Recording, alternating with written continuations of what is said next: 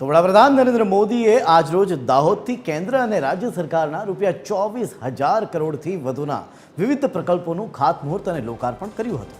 જે ઉપક્રમે વિડીયો કોન્ફરન્સિંગના માધ્યમથી વડાપ્રધાને વેરાવળ રેલવે સ્ટેશનથી સોમનાથ સાબરમતી વંદે ભારત એક્સપ્રેસ ટ્રેનનું લીલી ઝંડી બતાવીને પ્રસ્થાન કરાવ્યું। સાબરમતી વેરાવળ વંદે ભારત એક્સપ્રેસ અદ્યતન સુવિધાઓથી સજ્જ છે, જેમાં આરામદાયક રિક્લાઇનિંગ સીટો, mobile charging point, bio toilets, automatic entry અને એક્ઝિટ ગેટ તો સીસીટીવી કેમેરા જેવી આધુનિક સુવિધાઓનો સમાવેશ થાય છે। પ્રથમ મુસાફરી માટે જૂનાગઢથી મહિલા મંડળ ખાસ વેરાવળ પહોંચ્યું હતું।